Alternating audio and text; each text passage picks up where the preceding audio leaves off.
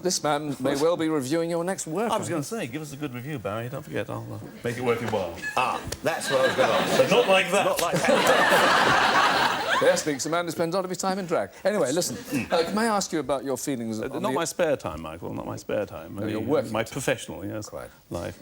The Olympics, are you thrilled beyond belief by the Olympics? Well, no, not really. I don't know. Careful what you say. What? Oh, well, when Barry presents it, I think I watch all his introductions, then That's the switch right off thing for to the say. events. You know. I don't know, maybe they don't have enough sort of different things. I don't think there's a wide enough kind of activities in the Olympics.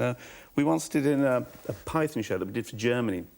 We tried to expand the range a bit and did things like we did the silly Olympics actually, and there were sort of interesting things such as the 100 yards for people with no sense of direction. Everybody lined up, you see, like that. On your marks, get set, go, and then they all went off in different directions.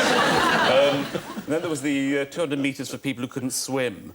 Which was great, because we all lined up on the edge of the swimming pool, and then sort of, when the gun went off, we all fell in and then just disappeared. And which is actually quite difficult to do, because we tried it first of all, we all floated to the top, you see. And so what we had to do, we had to have stage weights at the bottom, so we all had to swim down, hang on to these stage weights as long as we could. You know. What a silly lot you were. Yeah. But of course you'd be too busy anyway, wouldn't you? I mean, what have you been up to lately? Well, I'm just about to go and make a film called Eric the Viking. Eric the Viking. Barry, Eric the Viking. Eric the Viking. Lousy title, lousy title. Well, so far, so bad. Well, it is, as a matter of fact. It is, because we've just heard there's an Italian film that was made in the 60s called Eric the Viking. And we think we can't call it Eric the Viking. So I'm making this film called Eric the Viking, and it's not going to be called that, you call it Derek the Viking, I think you're wasting the publicity a bit, Terry. Well, we haven't made it yet. The Italian film's going to do great if they read it. Yeah, that's true, yeah. Who's in it? What, the Italian film? No, yours. Oh, mine. My film, we've got a guy called Tim Robbins, who nobody's heard of here, I know, but he's very big in the States. And he's just made a film called Bull Durham with Susan Sarandon. Yes. See, I like it. And we've got John Cleese, Mickey Rooney, Eartha Kitt, and Anthony Sher. Oh, all the lads. Freddie Jones, John Gordon Sinclair. Oh. Are you in it as well? Oh, yes, I am too. Yes. So you're directing yourself? Yes, sort of, yes. How odd. Terry, you say, you did that very badly. Do it again. Yes, it's a bit like that. And where are you filming it? We're filming it in Malta, about 3.5 weeks in Malta. Actually, directing yourself is a bit odd, actually, sometimes, because we once in The Life of Brian, I was playing a hermit down a hole, and I didn't have any clothes on, you know. I'd sort of turned up in this sort of desert in Tunisia and had this makeup put on. It was nice having makeup put on at 6 o'clock in the morning, no clothes on. All I had was a beard. And it had to be sort of attached to my old fellow, you know. So it didn't swing around too much. You know. And anyway, I was sort of trying to direct with no clothes on. But I was down this hole, sitting down this hole with no clothes on, and none of the other pythons were around. And usually they'd give us some sort of, you know, tell us what to do, and say that wasn't very good or something. Anyway, we did the first take of the day, all the crew around there, and I did this thing and said, I was being an old man, you know. And the assistant director suddenly looked at me, he said, after the take, he said, it sounds exactly like Mandy, which was the Brian's mother in the film, which was the only other part I played. So I suddenly had to try and reconceive this part, and he said, well, why not make it upper class? So I did. Wonderful characterisation. They're always historical films. Hysterical films? But yes, and historical as well. I don't know, I like history. I mean, I'm fascinated by, I suppose, Middle Ages, and I found it easier to see what was happening, I think, 600 years ago than I do what's happening now in the world today. I mean, not that you are showing reality. Well, I think it's a reflection of reality somewhere underneath there. And I find actually looking at reality as it goes on today, and I see what's happening in the world, it's kind of a bit baffling, you know. I don't know where to start. I don't know where to begin if I look at England nowadays. I mean, I just don't know where to start, really. So it's actually quite... I find it easier to comprehend human life, if you like, when you look at it 600 years ago, because you've got that perspective when you're looking in the distance. And things repeat themselves. History repeats itself endlessly. I mean, people are just the same now as they were 600 years ago or 3,000 years ago, as far as I can see. And there was one of us there as well. I nearly interrupted you then, sorry. Did you? Oh, it's allowed on this show. You don't, by any chance, have a part for a couple of baggy-eyed character actors, do you? Well, yes. I could put you in as a He's couple going of... to say no, actually. Not you, Barry. No. I've always got a part for you. Not like that. Embarrassing. I'll have to cut that, please. Cut that. You could get a couple of slaves. Yeah, I think I can get you in like that. Can't be a passer, because he doesn't look like a passerby. Can't have that. No. Have you acted? monk, I was In fact, Barry, have you acted? No, but I actually appeared in something, but I didn't act. Other people have done that. Yeah. Diana Rigg had a series a few years ago in which each half hour was 3 10-minute playlets, and in one of these playlets she was playing some harridan of a Hollywood movie star who had to be interviewed by somebody like me. So they got me to play me. I was terrible. I was really Even as quite you? appalling. Even as me.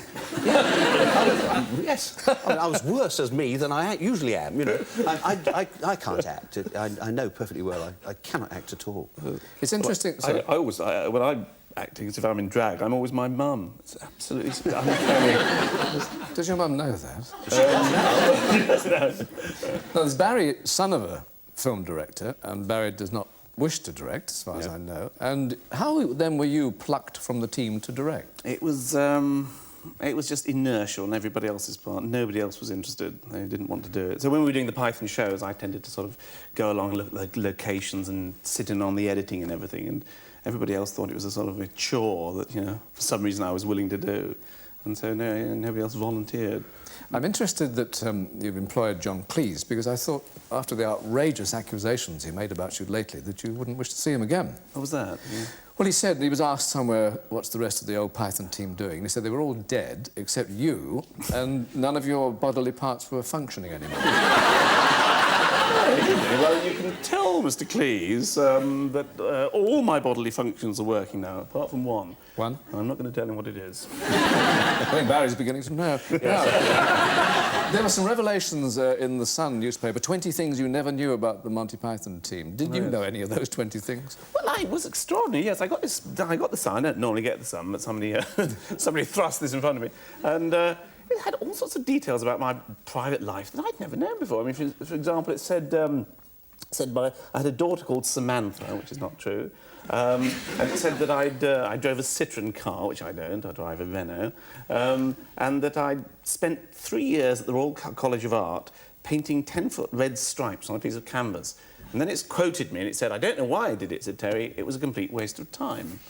Well, none of which is true. I've never at the Royal College of Art or any College of Art after that. But you got your own back, didn't you? Oh, yes, well, I just happened, I was writing a column for The Guardian at the time, for The Young Guardian, and so I wrote 20 things you didn't know about the editor of The Sun.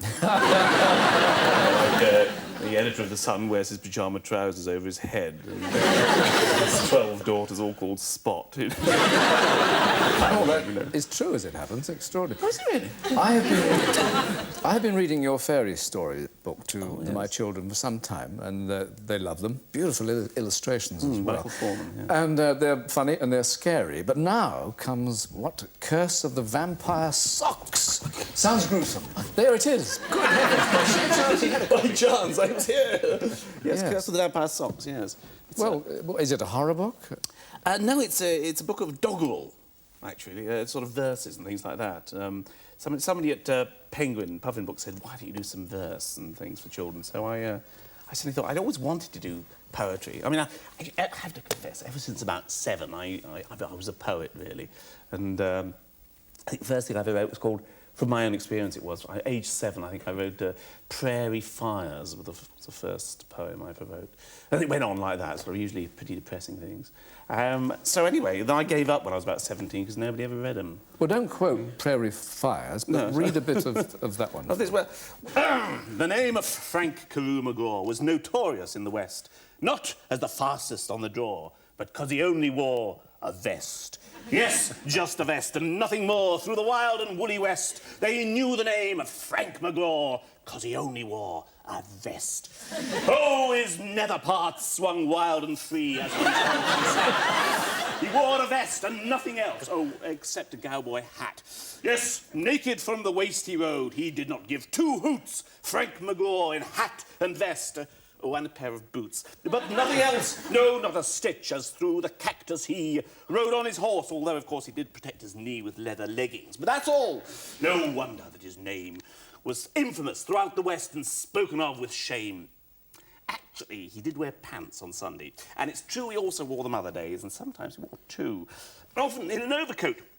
You'd see him riding by, but as he went, men shook their heads and ladies winked their eye, for everyone knew Frank Magore throughout the old Wild West, not because he broke the law, but because he only wore a vest.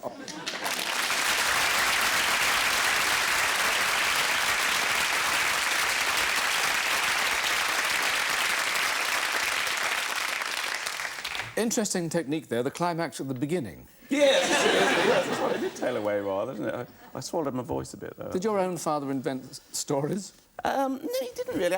Actually, I didn't really meet my dad until I was about 4.5, because he was away in the war fighting. I was born in 1942.